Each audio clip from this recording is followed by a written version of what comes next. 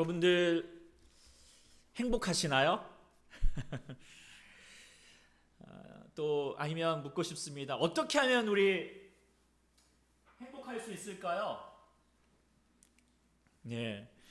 그리고 과연 또 행복이 무엇일까요? 우리가 살아가면서 늘 끊임없이 갖게 되는 질문일 거라고 생각합니다. 오늘 이 질문에 대해서 이제 묵상하고자 하는데요. 오늘 그에 앞서서 두 권의 책을 좀 소개해 보고자 합니다. 몇 해 전에 전에도 한번 소개해 드린 적이 있는데 베스트셀러가 되었던 쿠페시의 행복 여행이라고 하는 책입니다. 이 책은 이제 매일같이 불행하다 그렇게 하여서 상담을 받는 정신과 의사인 파리의 쿠페시라고 하는 의사가 너무 지쳐가지고 과연 행복이 뭘까? 나도 그 행복을 좀 찾아가야겠다 싶어가지고 모든 걸 제쳐두고 이제 세계 여행을 떠난 것입니다. 많은 사람을 만나게 되는데 다양한 사람들, 그 중에서 돈이 행복의 조건이다라고 생각하는 고액 연봉자도 만나고, 정당하지 않지만 그래도 이 돈을 통하여서 내가 가족이 행복하면 그만이다라고 생각하는 마약업자도 만나고, 또 몰래 부인 몰래 외도를 하면서 그게 행복이다라고 말하는 호텔 웨이터도 만나게 되고, 그런가 하면은 또 아프리카의 가난한 사람들을 도우면서 그들에게 필요한 존재가 되는 것만으로도 내가 행복하다라고 그렇게 말하는 또 의사도 만나면서 참 다양한 사람들이 다양한 행복의 조건을 가지고 있구나라는 것을 깨닫게 되고요.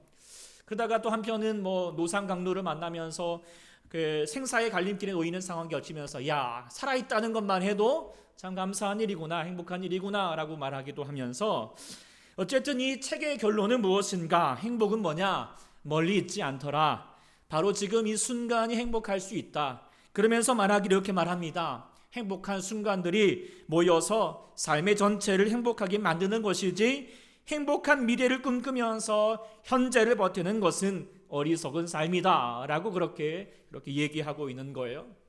그러면서 결국 주인공은 파리로 다시 돌아와서 그 정신과 의사를 하면서 다시 그 전과 다르게 행복을 경험하게 되었다라고 하는 내용입니다. 두 번째 또 소개하고 싶은 것은 책을 사지는 않았지만 요즘 이제 계속 1위가 되고 있는 책이에요. 뭐냐면 해빙이라고 하는 책, 여러분들 한번 소개받았을 거라고 생각합니다. 대한민국 상위 0.01% 이렇게 부자들이 더 힘들 때 이렇게 조언받기 위해서 찾아가는 사람, 이서윤이라고 하는 사람인데, 이 사람한테 부자가 되는 비결이 뭐냐라고 하는 것을 알려주는 책이라고 합니다. 너무 세속적인 주제라고 생각해서 이제 제가 그동안은 하여튼 그걸 또 안 봤는데, 말씀을 준비하다가 이 주제 안에 그래도 뭔가 담겨진 메시지가 있겠지 하면서 봤는데 정말 또 깨닫게 되는 내용이 있습니다. 해빙이 뭐죠? 갖고 있다. 그러니까 지금 갖고 있는 그것에 집중하라는 것입니다.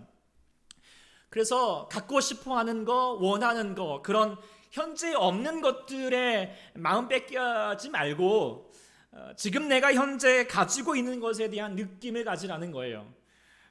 작게는 현재 자기 주머니에 여러분들 있는 거 있죠? 그리고 또 지갑에 있는 거, 여러분들 지금 현재 갖고 있는 거, 그런 돈일 수 있고 물건에 대하여서 어떤 느낌을 가져야 되는데, 그 책은 간단히 말하면 편안함이라는 거예요. 그것에 대하여서 편안한 것을 가지라는 거죠.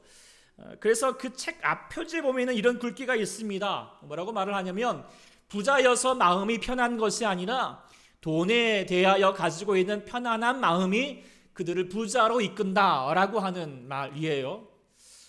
하여튼 곱씹어 보면 이제 책 내용이 이만큼 두꺼우니까 뭘 얘기하는지 하여튼 간단하진 않겠지만 그래도 대강 알겠죠. 어쨌든 없는 거에 대한 불만을 가지기보다도 가진 것에 대하여서 만족과 감사와 기대의 마음을 가지고 있으면 자연스럽게 더 많은 가짐이 있게 된다라고 하는 내용입니다. 간단하지만 하여튼 이 작은 차이가 부자를 되느냐 마느냐의 결정적인 기준이 된다라고 그렇게 이야기합니다.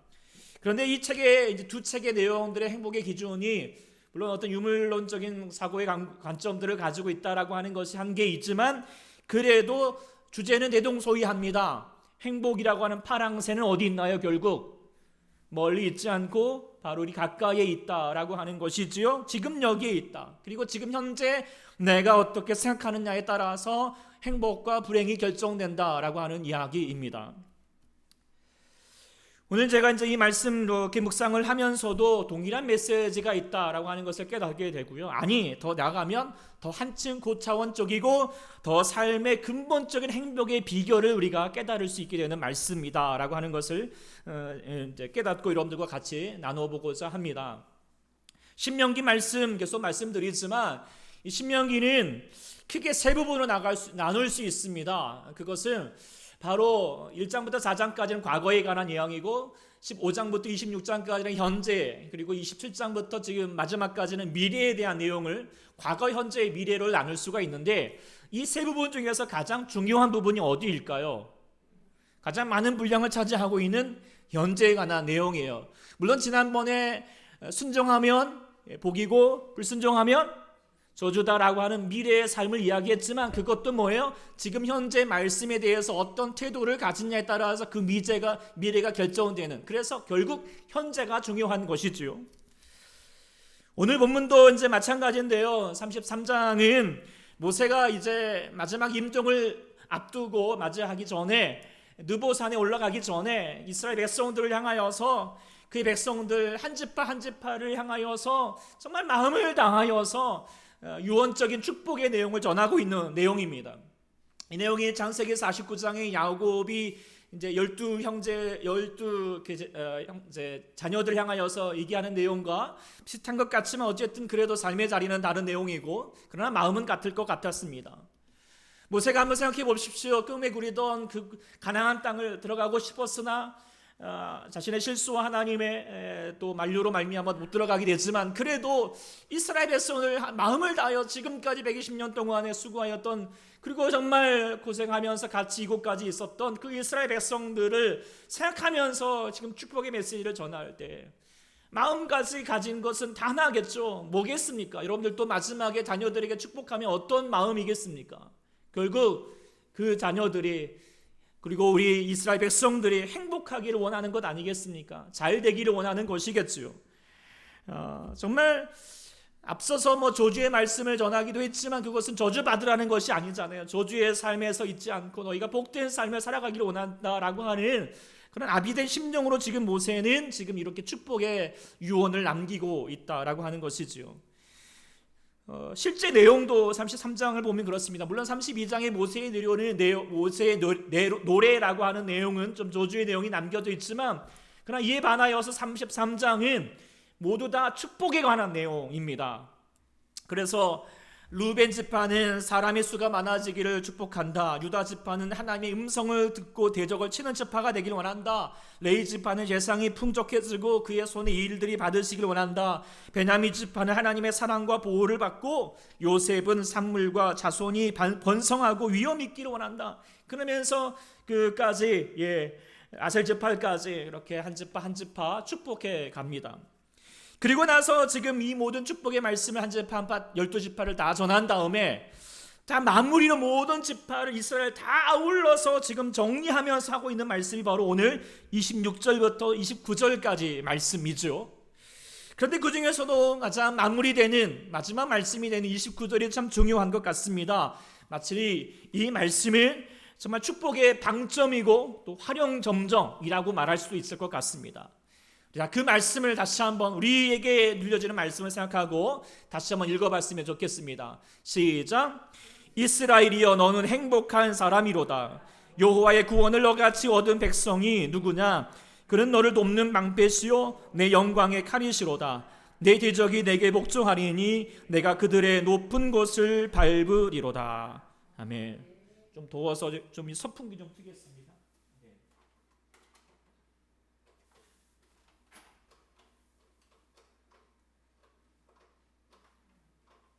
안 되네요.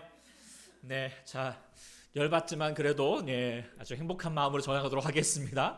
자, 이 말씀을 통하여서 가장 여러분들 마음 가운데 와닿는 구문이 뭐예요? 와, 구원을 너같이 받은 백성이 누구냐? 이 말씀도. 근데 저는요, 너는 행복한 사람이로다라고 하는 이 말이 참 귀하게 들려요. 은혜롭게 들리죠. 그래서 저도 이 말씀이 참 좋은데요.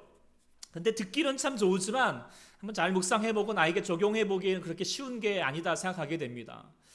왜냐하면 자 너는 자 축복받은 자로서 너는 행복한 사람이 될 것이다 라고 그렇게 미래형으로 얘기해주면 정말 아멘이라고 말하겠지만 너 지금 행복한 사람이야, 현재 너 행복한 사람이야 라고 말해주는 것에 대해서 과연 아멘이라고 말할 수 있느냐라고 하는 것이죠. 사실 이스라엘 백성은 지금 어디에 있습니까? 아직 광야에 있습니다. 그리고 모세가 지금 축복하는 메시지는 그의 미래를 향하여서 가나안 땅에서 말씀에 순종하는 삶을 살게 될 때 얻게 될 축복에 대한 메시지인 것이죠. 그래서 그 말씀을 들으면서 이스라엘 백성들이 어떤 생각을 하겠습니까? 야, 이 지긋지긋한 광야에서 내가 벗어나면 그래 그때는 내가 좀 살만하겠지, 괜찮아지겠지, 조금만 참자, 쨍하고 해 뜰 날 다가온단다 이렇게 생각할 거예요. 그러면서 미래에 대한 소망을 가지게 됐을 거라고 생각을 합니다. 그런데 오늘 모세가 이 마지막에 축복 메시지를 전하면서 하는 말이 뭐냐면 너 지금 행복하지 않느냐, 지금 행복하다는 거예요. 이 가나안 땅에서 그 축복의 메시지가 다 이루어져야지 행복한 것이 아니라 지금 여기 광야에서 행복하다라고 말하고 있는 것입니다. 여전히 정복해야 될 산지와 삶의 과제는 많고, 그리고 자신의 민족의 지도자였던 모세는 죽음을 맞이하여서 누보산에 떠나는 과정 가운데 있지만, 그러나 지금 이스라엘 백성들은 행복하기에 충분하다는 거예요. 그리고 더 나아가면 그 행복함을 지금 가질 수 있을 때, 그리고 앞서 전하였던 축복의 메시지가 그 이루어질 수 있다, 그 행복함이 이루어진다라고 하는 것을 이야기하고 있는 것이죠. 오늘 이 말씀 이 점 우리가 다시 한번 마음에 새길 수 있기를 소망합니다. 우리는 삶의 어떤 행복의 시점을 보통 지금보다도 어디에 둡니까? 미래에 두려고 많이 합니다. 지금은 광야이고 지금은 하나님의 축복이 아직 이루어지지 않았으니까 아직은 나는 불행하다. 그러나 하나님이 분명히 여기다가 믿음을 가져줘. 하나님이 도와주시면 미래에는 잘 될 거야, 잘 해주실 거야 라고 하는, 그래서 지금보다 형편이 나아질 것이고 언젠가는 내가 바라는 그런 잘나가는 삶을 살게 될 것이다 라고 하는 기대감, 이 기대감 우리는 또 믿음이라고 그렇게 얘기하지 않습니까? 물론 우리가 하나님을 향하여서 기대감을, 미래에 대한 소망을 가는 것 참 바람직합니다. 분명 하나님께서 여러분의 삶에 축복을 더해 주실 줄 믿습니다. 그러나 하나님께서 지금 모세를 통하여서 말씀하시는 것은 뭐냐면 너의 미래에만 행복이 주어지는 것이 아니다는 거예요. 바로 지금 현재 이곳에서 우리는 분명히 충분히 행복을 할 수 있다라고 하는 것을 이야기해 주고 있습니다. 그래서 오늘 이 29절 말씀을 너는 행복한 사람이로다 라고 그렇게 말하는 말씀 우리가 묵상하게 되면 이렇게 말할 수밖에 없는 거잖아요. 뭐예요? 나는 행복한 사람입니다. 같이 해볼까요? 나는 행복한 사람입니다. 나는 지금 충분히 행복합니다. 말은 그렇게 하시는데 얼굴 표정은 제가 이제 이게 마스크 써가지고 잘 모르겠지만 행복한지 하라고니까 하는가 뭐 이렇게 여겨지지만 정말 이 말에 대해서 공감이 되십니까? 앞서서 우리가 쿠페시의 행복 여행이라고 하는 책을 통하여서도 뭐 행복은 먼 곳에 있지 않다, 가까운 곳에 있다, 여기서 충분히 누릴 수 있다 말했고, 또 해빙이라고 하는 것, 지금 가지고 있는 것에 그 편안한 마음을 가지고 있어야지 더 많은 것들을 얻을 수 있다라고 그렇게 이야기하고 있는 거. 그리고 세상 사람들도 그걸 알고 또 그를 위해서 뭐 노력하면서 지금 행복감을 가져야지 나중에 더 행복해진다. 그래서 자기 위안을 하고 자기 체면을 합니다. 벌써 그 해빙이라고 하는 책에 뭐 훈련 노트 뭐 그런 것들이 또 나왔더라고요. 그래서 실천해 보겠다는 거예요. 작은 거 하나 보면서 이거 괜찮아, 만족해, 나는 행복해 이렇게 자기 체면을 하는 훈련까지도 하는 거예요. 이것도 참 필요하다 생각이 들어요. 그런데 우리가 더 나아가면 우리가 예수 믿는 사람으로서 다시 깨닫게 되는 것은 우리가 지금 행복하다라고 말할 수 있는 것은 단지 세상에서 그렇게 하라고 그러니까 하는 것이 아니라 충분히 우리가 행복할 수 있는 이유가 있다는 것입니다. 우리에게 충분히 행복할 수 있는 조건이 누구보다에게도 주어져 있다고 하는 것을 우리가 깨닫게 될 때 우리는 보다도 정말 마음을 다하여서 깊은 곳에서 그래요, 나는 행복합니다, 나는 행복한 사람입니다 말해주는 저희가 되는 줄 믿습니다. 그렇다면 오늘 본문을 통하여서 왜 우리가 정말 우리는 충분히 행복한 사람인가? 모세가 지금 이스라엘 백성들에게 했던 말씀을 통하여서 같이 한번 좀 생각해 보고자 하는데, 첫 번째, 우리가 지금 충분히 행복한 이유는 무엇인가? 그것은 우리는 하나님의 구원을 받은 자이기 때문입니다.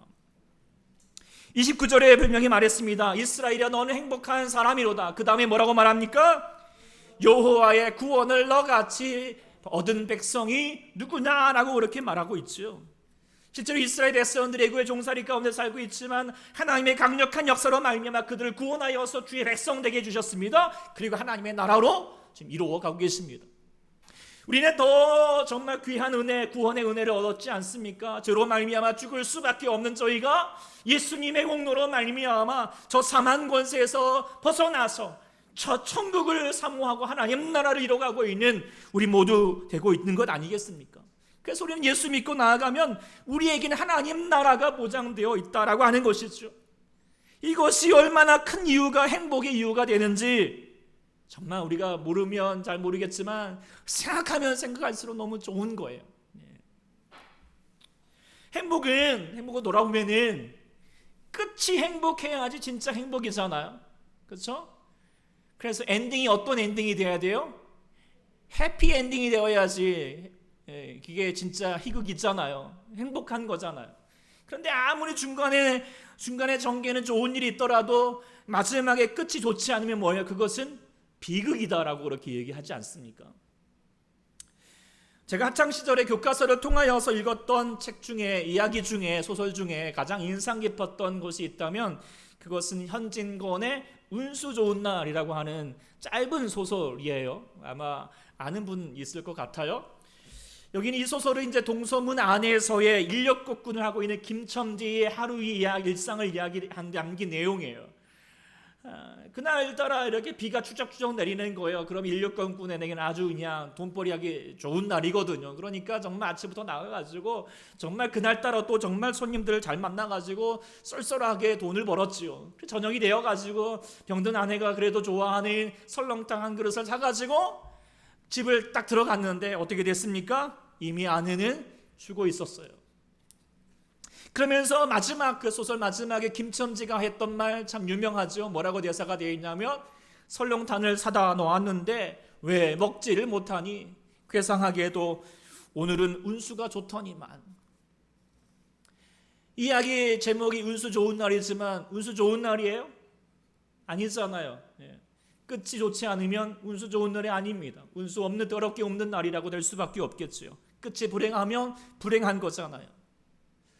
우리가 때로는 이런 삶을 살아가는 경우들이 참 많은 것 같습니다. 아침부터 저녁까지 우리가 젊은 시절부터 정말 머리가 휘어질 때까지 인력거꾼이 돈을 벌기 위해 사는 것처럼 여러분들이 직장에서 여러분의 삶의 그 모든 현장에서 수고하면서 살아갑니다. 그런데 인생이 한옥기가 되어가지고 원하는 데 되지 않습니다. 설렁탕 그릇이 있는데도 불구하고 이것을 누리지 못하는 거예요. 먹질 못하는 거죠. 우리가 수고했던 대가를 그 대가대로 얻지 못하는 거예요. 그러면 우리의 삶은 운수 좋은 인생이 아니라 운수 참 없는 인생이 될 수밖에 없다는 것이죠. 그런데 지금 수많은 사람들이 그렇게 살아갑니다. 삶의 과정들은 지금 내 젊을 때에는 운수 좋게 살아가는 듯 같지만 그의 삶의 마지막에는 많은 사람들이 말하기를 참 운수 더럽게 없네. 내가 헛되게 살았네. 그러면 후회와 삼순뿐입니다. 그리고 멸망의 삶으로 인생을 마감하게 되는 인생을 살고 있다는 거예요. 그렇다면 그 인생 어떻게 해요? 행복하지 못한 겁니다. 그런데 우리는 예수 믿는 우리는 완전히 다른 삶이잖아요. 여러분 우리의 삶을 겉으로 보기에는 옆에서 보기에는 참 불행한 삶과처럼 여겨졌잖아요. 좋아 보이지 않을 수 있어요. 그래서 사도 바울도 고린도전서 5장 19절에 이런 말씀을 했죠. 만일 우리가 그리스도 안에서 우리가 바라는 것에 대한 이 세상의 삶뿐이면 모든 사람 가운데 우리가 더욱 뭐라고 말했죠? 불쌍한 자일 수 있다. 정말 그럴 수 있지 않습니까? 우리는 세상 무기 영화 다 맘먹고 즐기지 못하고 있고 믿음의 삶을 살기 위해서 정말 쉽지 않은 인생을 살고 있잖아요. 코로나로 말미암아 교회 가지 말라 이렇게 얘기했지만 교회 안 가면 뭔가 불안한 것 같고 그래도 이렇게 답답해라도 어떡해요? 이렇게 찾아와서라도 예배를 드리시고 또 현장에 나와서 이렇게 핸드폰 보면서 이렇게 예배 드리고 있는 여러분들 보면은 아마 예수 믿지 않은 사람들은 저렇게까지 해야 되나? 예배 한 번 안 드린다고 무슨 큰일 나나? 이렇게 얘기하면서 아이고 좀 뭔가 속아가지고 저렇게 불쌍한 인생을 살고 있다, 그렇게 얘기하는 사람들도 있단 말이에요.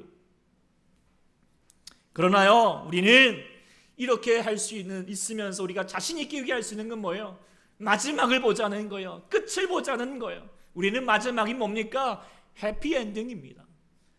할렐루야. 우리의 삶의 끝에는 내 인생이 왜 이렇게 살았나 라고 후회하는 인생이 아니라, 하나님 감사합니다, 내 인생 주님께서 나와 동행해 주셔서 감사합니다, 그리고 그 하나님 품에 앞에 즐거이 찬송하면서 주님의 나라로 가는 인생, 그렇다면 우리는 충분히 행복한 인생이 되는 줄 믿습니다. 그래서 사도 바울은 얘기했어요. 뭐라고 말을 했습니까? 우리는 속이는 자 같으나 참되고 무명하는 자 같으나 유명한 자요, 죽은 자 같으나 보라 우리는 살아있고, 징계를 받은 자 같으나 죽음을 당하지 아니하고, 근심하는 자 같으나 항상 기뻐하고, 가난한 자 같으나 많은 사람을 부유하게 하고, 아무것도 없는 자 같으나 모든 것을 가진 자로다. 아멘. 이 은혜가 우리 가운데 있지 않습니까? 그래서 사랑하는 여러분들도 예수 믿으시죠? 믿으시죠? 그리고 예수 믿는 여러분에게 하나님 나라에 들어가게 될 권세가 있을 믿으십니까? 지금 죽어도 여러분 하나님 나라 갈 것 같습니까? 아멘. 그렇다면 여러분들 이미 충분히 행복한 줄 믿습니다. 여러분 행복한 이유가 있다는 것을 기억하고 행복하기를 소망합니다. 두 번째로 우리가 충분히 행복할 수 있는 이유가 무엇인가? 그것은 하나님이 우리와 함께 하시기 때문이라고 말할 수 있습니다. 제가 앞서서 앞에서 해빙이라고 하는 책 가짐에 대하여서, 지금 가짐에 대해서 얘기했지만 이것은 행복해지기 위하여서 말하는 것이 아니라 부자 되기 위해서 말하는 것입니다. 그런데 우리가 충분히 알지만 부자와 행복은 어때요? 같지 않죠. 별개입니다. 부자라고 해서 행복하진 않죠. 많은 성격자들이 말하기를 행복은 많은 것을 소유하는 데서 있는 것이 아니라 얼마나 많은 좋은 관계를 이루어가느냐, 더 직접적인 상관성이 있다라고 말을 하죠. 여러분들 잘 아는 에릭 프롬이라고 하는 분도 말하고 있죠. 소유냐 존재냐라고 하는 것을 보면서 소유에 집착하는 삶을 살기보다도 존재를 향하는 삶을 살아가는 것이 더 바람직하다라고 그렇게 이야기하고 있지요. 운수 좋은 날에 그 김첨지도 보면은 그가 비극적인 삶을 마감할 수밖에 없었던 것은 그의 병든 아내를 돌보는 것보다도, 그걸 뿌리치고 어떻게 해요? 한 푼이라도 돈을 얻겠다라고 하는 것에 더 마음을 기울였기 때문에 그가 결국에는 비극적인 인생이 될 수밖에 없었다라고 하는 것 좀 생각해 볼 필요가 있는 거죠. 근데 우리도 김첨지와 같은 선택을 할 때가 많습니다. 해빙을 위해서, 가짐을 위해서, 더 많은 한 푼이라도 더 얻기 위해서는 그렇게 많은 노력을 하지만 어떤 빙행이라고 하는 존재를 향하여서 나아가는 것에 대해서 노력을 게을리할 때가 있다라고 하는 것이죠. 그런데 아무리 많이 가져도 그것을 함께 나눌 수 있는 설렁탕이 있어도 그 설렁탕을 줄 수가 없다면, 나눌 수가 없다면 그것은 불행한 인생이 될 수밖에 없다는 거, 그 소유가 무의미해질 수밖에 없다는 거 우리가 깨달아야 하겠습니다. 그래서 우리가 집중해야 될 것은 해밍이 아니라 뭐예요? 빙행이라고 하는 존재라고 하는 거죠. 성경은 그것을 더 이야기합니다. 다음 주에 이제 전할 말씀이 시편 133편, 보라 형제가 연합하여 동거함이 어찌 그리 선하고 아름다운고. 이 말씀도 서로 정말 행복은 뭐예요? 가까이 있는 사람들과 함께 그 존재를 누려가는 것, 그것이 하나님 보기에 선하고 아름다운 것이고 우리 안에 행복함이 전해지는 것이다. 이게 중요하다는 거죠. 다음 주에도 묵상해 보겠습니다. 네, 예고해 드리는 것입니다. 네. 오늘 그래서 우리가 기억하는 것은 행복은 해빙이 아니라 빙행이다. 소유가 아니다. 존재라고 하는 것이죠. 예. 그래서 우리가 다시 한번 뒤를 기울일 때 우리 안에서 존재, 빙행이라고 하는 가장 존재 위의 존재, 가장 존재 중에 존재가 될 수 있는 분이 누구일까요? 그것은 우리 가족도 있겠고 여러 가지 가까운 사람들도 있겠지만 무엇보다도 우리 하나님이라는 존재, 그 하나님의 존재를 기억하게 되는 것입니다. 그 하나님의 존재를 누릴 수 있는 것이 가장 행복한 일이라는 것입니다. 오늘 모세가 이스라엘 너는 행복한 사람이로다 라고 그렇게 말했던 것은 다른 이유가 아니에요. 오직 하나님 때문이거든요. 그래서 축복문을 시작하면서 2절에도 어떻게 말을 하고 있습니까? 이르시되 여호와께서 시내산에서부터 그리고 세일산에서 너희에게로 오신다, 일어나신다. 그리고 3절에 여호와께서 그의 백성들을 사랑하신다, 그의 수중에 있으면서 그의 발 아래에 앉아서 주의 말씀을 받는다 라고 그렇게 얘기하고 있고요. 축복문을 마치는 오늘 본문 26절에도 뭐라고 말합니까? 여수린이여, 이스라엘 얘기합니다. 너에게 하나님 같은 이가 없도다. 그가 너를 도우시려고 하늘을 타고 궁창에서 위엄을 나타내시는도다. 영원하신 하나님이 내 토소를 되시느니 그의 영원하신 팔이 내 아래에 있도다 라고 그렇게 얘기하는 거예요. 모세가 너는 행복한 사람이로다 라고 얘기하는 것은, 그렇게 자신 있게 외쳤던 것은 뭐예요? 그가 소유가 좋아져서 많아져서 가짐이 있어서 해밍이 뛰어나기 때문에 말하는 것이 아니잖아요. 뭐예요? 너희에게 존재, 빙이라는 존재가 있지 않느냐. 어떤 존재요? 하나님의 존재가 있지 않느냐. 그 하나님이 어떻게 하시느냐? 하늘의 하나님께서 그의 백성을 도우시려고 하늘을 타고 궁창에서 위엄을 나타내시면서 그의 영원하신 팔이 그들을 인도하고 돕고 계시기 때문에, 그렇다면 그의 빙인 존재만으로도 뭐예요?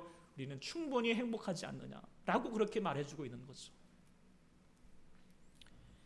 가나안 땅에 들어가서 그렇게 소유가 많아져야지, 약속한 축복이 다 이루어져야지 행복한 것이 아니라, 거기에 집중하기보다도 하나님의 존재 그 자체를 바라보고 하나님이 함께 하신다는 것을 안다면 우리는 충분히 행복하다는 것이죠.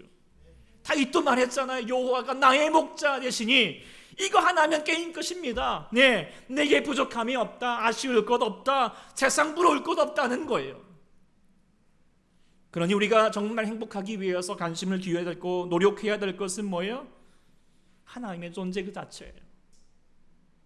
우리가 많은 소유를 갖기 위해서 노력하기, 이거보다도 더 중요한 것은 하나님의 존재를 누리는 거예요. 하나님의 존재, 정말 나와 함께 하시구나라고 하는 그 사실을 누려야 할 줄 믿습니다. 그런데 그렇게 되지 않을 때가 많습니다. 지난 주일 제가 예배를 드리고 나서 오후에 제 친구 목사님이 이제 담임 목사님으로 취임하게 된다고 그래서 이렇게 다녀왔습니다.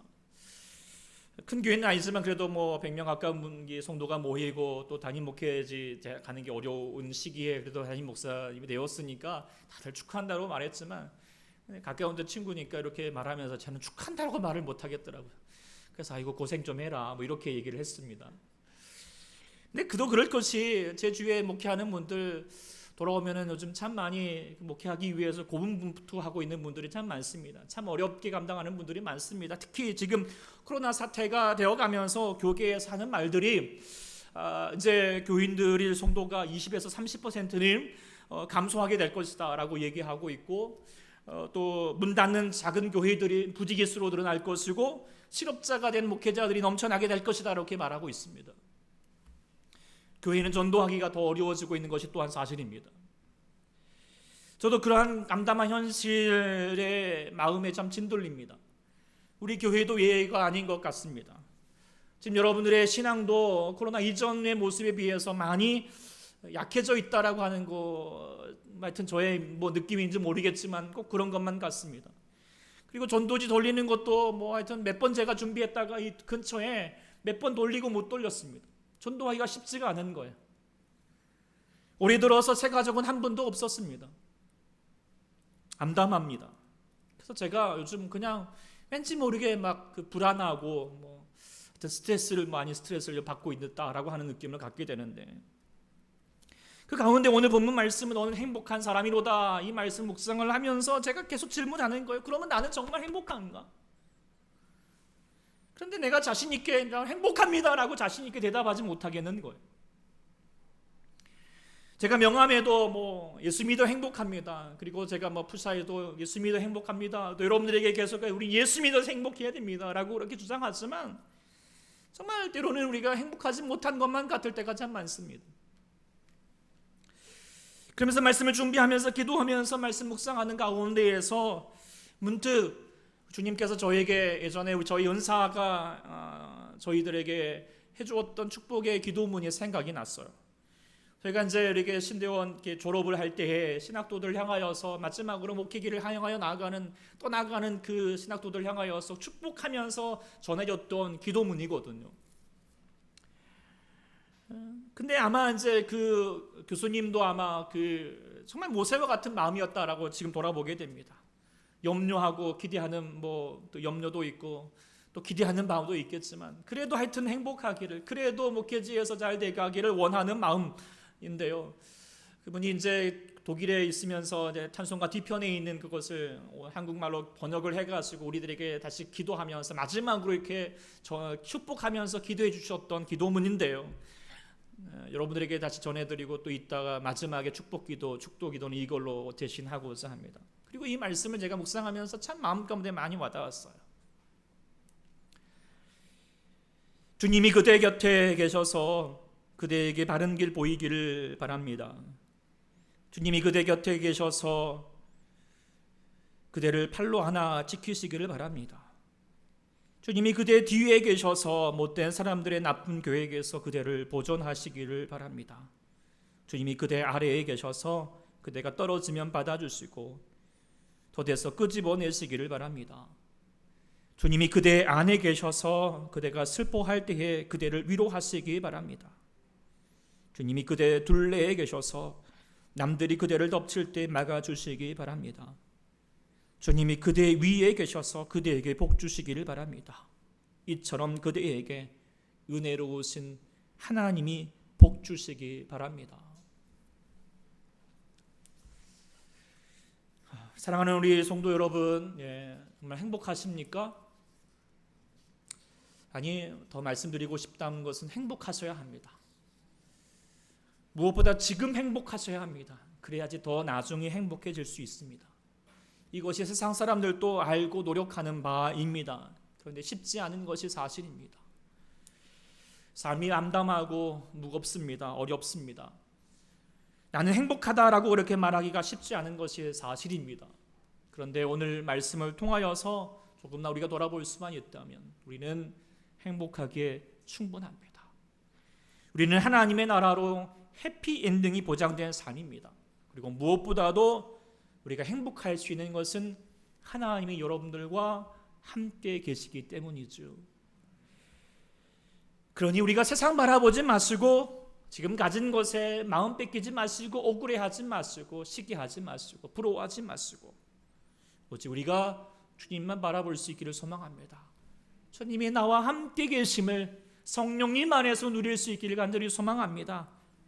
그리하여서 주님이 여러분들 옆에 계시고 앞에 계시고 뒤에 아래에 안에 둘레에 위에 계셔서 여러분의 삶 가운데 동행하신 그 하나님으로 말미암아 행복함을 누릴 수 있는 우리 사랑하는 귀한 여러분들 될 수 있기를 간절히 축원합니다. 아멘.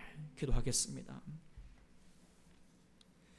하나님 아버지, 오늘도 주께서 우리 가운데 주어졌는 삶을 향하여서 나아갈 때 우리는 때로는 행복하지 않은 것만 같고 세상이 부러울 때가 참 많겠지만 그러나 하나님 다시 깨닫게 되는 것은 우리는 충분히 행복할 이유가 있음을 다시 알게 하시니 참으로 감사합니다.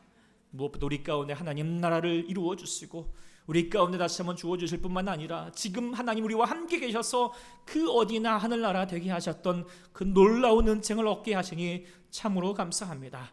하나님, 우리 사랑하는 모든 성도들이 특히 지금 이 코로나로 말미암아 어려운 이때에 하나님 함께 하시는 그 능력으로 말미암아 마음 가운데 기쁨이 있게 하시고 즐거움이 있게 하시고 행복함 가득함이 넘치는 자가 되게 인도하여 주시옵소서. 간구하며 감사드리며 예수님의 이름으로 간절히 기도드립니다. 아멘.